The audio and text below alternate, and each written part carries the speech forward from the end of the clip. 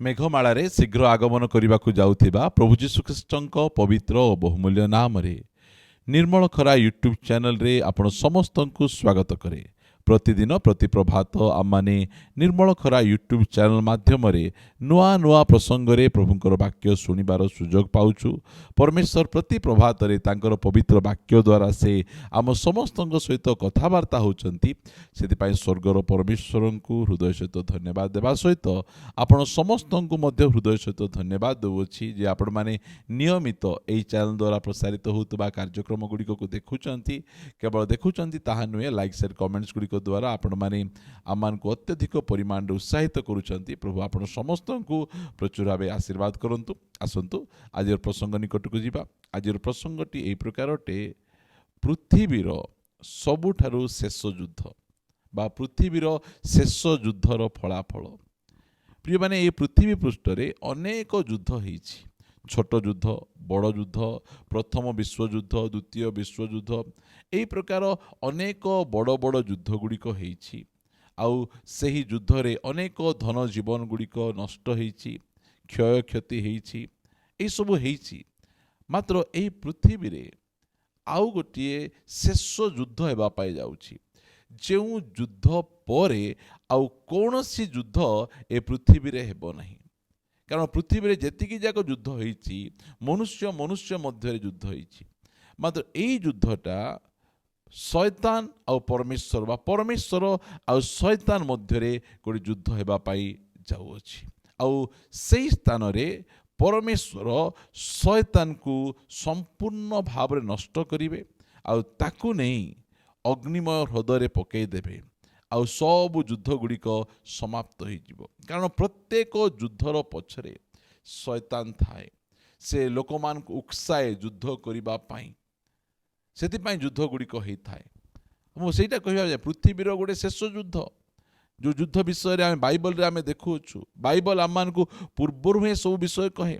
ପ୍ରକାଶିତ ପୁସ୍ତକ 20 ଅଧ୍ୟାୟ ପଢ଼ିଲେ ଆମେ ଜାଣିପାରିବା ଯେ 20 ଅଧ୍ୟାୟରେ ଶୟତାନକୁ 1000 ବର୍ଷ ଯାଏଁ ପରମେଶ୍ୱର ବାନ୍ଧିକିନା ଗୋଟେ ଦୂତଙ୍କ ଦ୍ୱାରା ପାତାଳ କୁଣ୍ଡରେ ରଖୁଛନ୍ତି।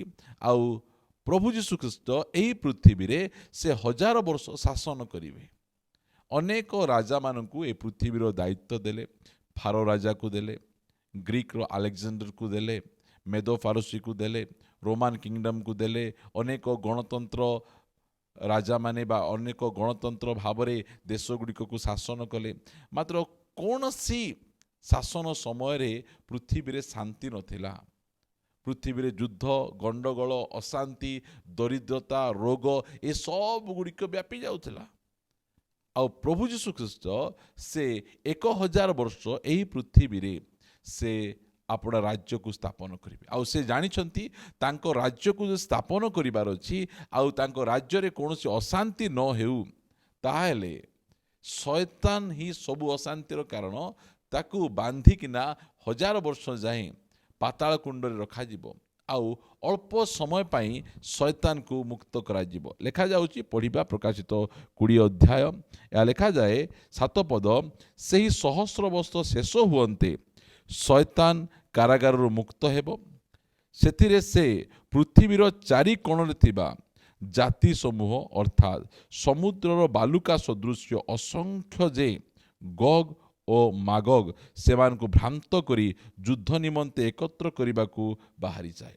ଦେଖନ୍ତୁ, ଯୀଶୁଖ୍ରୀଷ୍ଟଙ୍କ ସହିତ 1000 ବର୍ଷ ଲୋକ ରହିଲା ପରେ ମଧ୍ୟ ଭ୍ରାନ୍ତ ହେଇଯିବେ। ଶୟତାନ ସେମାନଙ୍କୁ ଭ୍ରାନ୍ତ କରିଦେବ।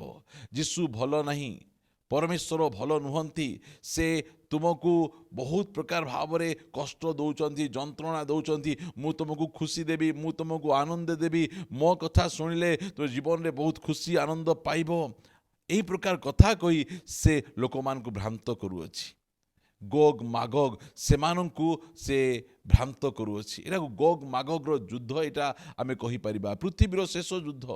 ଯେତେବେଳେ ଶୟତାନ ପାତାଳ କୁଣ୍ଡରେ ଥିବ, ସେତେବେଳେ କୌଣସି ଯୁଦ୍ଧ ନୁହେଁ, କୌଣସି ପ୍ରକାର ଅଶାନ୍ତି ନାହିଁ, କୌଣସି ପ୍ରକାର ମାରପିଟ ନାହିଁ, କୌଣସି ବିଷୟ ନାହିଁ। ମାତ୍ର ସେ ବାହାରୁ ସେ ଲୋକମାନଙ୍କୁ ଭ୍ରାନ୍ତ କରିବ। ମୁଁ କହିବା ପାଇଁ ଚାହେଁ, ଆଜି ଆପଣ ଦୀର୍ଘ ବର୍ଷ ଧରି प्रभु यीशु ख्रीष्ट सहित थिले मध्य शैतान आपण को भ्रांत करि पारिबो, आपण को भ्रांत करी आपण को परमेश्वर को विरुद्ध रे ठिया करि पारिबो। आज अनेक लोकन को अनेक जन यीशु ख्रीष्ट पछरे चली पालक भी हेतिले आ अति विश्वस्त भाव में प्रभु को सेवा करुतिले। आज से माने भ्रांत अवस्था शैतान सेवा करबा पई से लागि पड़ी अछंती, कारण शैतान से अत्यधिक परिमाण रे लोक मान को प्रलोभन करी तांको भ्रांत करि थाए। से भ्रांत करी लोक मान को परमेश्वर को विरुद्ध रे से आणु अछि।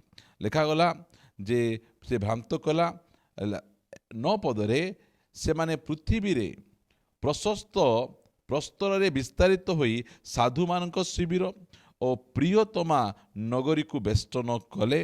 सेतेबेले स्वर्गरु अग्नि पड़ी सेमानकु ग्रास कला।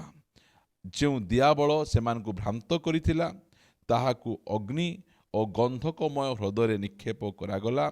सेठारे सही पशु और भंड भाववादी अछंती, पुणी सेमाने दिवारात्र जुगे जुगे जंत्रणा भोग करिवे। प्रिय माने यह होची पृथ्वीर शेष युद्ध। आ युद्धर फलाफल कौन? स्वर्गरु अग्नि आसीबो। सेतेबेले कोनोसी प्रकार मेसिन गन, कौनसी प्रकार टैंक, कौनसी प्रकार बम, ए प्रकार कौनसी प्रकार परमाणु बोमा सेठी व्यवहार करा जिवो नहीं, कारण एई युद्ध परमेश्वरंकर अटे। आ परमेश्वर स्वर्गरु अग्नि आनी जो गग मागग सेमान को विनष्ट करिवे। आ ताहा सहित शैतान को धरी ताहाकु नहीं सही प्रज्वलित अग्निकुंड रे ताको निक्षेप करा जिवो। आ सही स्थान रे से अनंत काल जाए से भंड भाववादी पशु आउ शैतान एमाने समस्ते मिसी अनंत काल जाए से माने जंत्रणा भोग करिवे। एहा होछि शैतान रो शेष अवस्था।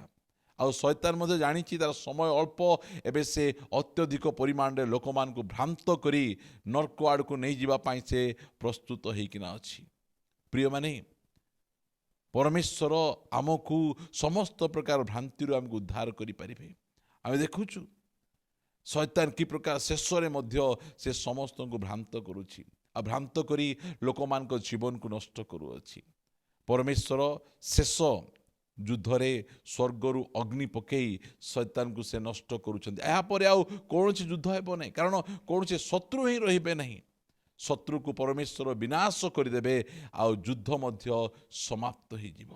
आम परमेश्वर पृथ्वी रे शांति आणिबे, आम जीवन रे शांति आणिबे, आमे जुगे जुगे आनंद शांति सहित परमेश्वर सहित रहिबा। से शैतान आमको भ्रांत न करू। आ प्रति समय रे प्रभुंक सहित आमे रहिबा, आ परमेश्वर वाक्य को प्रेम करी प्रभुंक पछरे चलिबा। प्रार्थना करिबा। पवित्र मंगलमय पिता, मु तुमको धन्यवाद दिए, कारण तुमे आमको प्रेम करुछ, आउ तुम वाक्य द्वारा आम समस्त सहित तुम्हें कथबार्ता होच। तुम नाम धन्यवाद धन्यवाद धन्यवाद हो प्रभु। तुम एत सुंदर भाव में आम को प्रभु भविष्यतर कथा गुड़िक तुम्हें कहीच। पृथ्वीर शेष युद्ध, तापर फलाफल, आउ तापरे कौन सी प्रकार युद्ध नुहे, एसबू विषय गुड़िक पूर्वर तुम्हें लिखि दीच। बाइबल तुम वाक्य, आउ सही वाक्य आम निज भाषा रे आम सहित अच्छी, से मुझे तुमको धन्यवाद दूची, प्रशंसा करुच्ची, गौरव करुच्ची। राजा प्रत्येक को आशीर्वाद कर प्रभु। कौन सी व्यक्ति जे प्रकार भ्रांत न हेबे, प्रत्येक क्षण प्रभु शैतान सबु चातुर्थ उद्धार प्राप्त होई तुम सहित रही पारिबे, अनुग्रह प्रदान कर प्रभु। सबु समय सबु परिस्थिति रे तुमे आमान को अनुग्रह करुच, साहाय्य करुच, प्रार्थना शुणुच बोली धन्यवाद दे प्रार्थना प्रिय प्रभु यीशुଙ୍କ नाम रे मागुछु, amen amen. Praise the lord. प्रभु आम समस्त को प्रचुर भाव आशीर्वाद करंतु। प्रभु अनुग्रह कले आसंता अध्याय रे आ गोटे नुआ प्रसंग रे परस्पर सहित साक्षात करिबा रहिबा। नमस्कार। Praise the Lord. God bless you.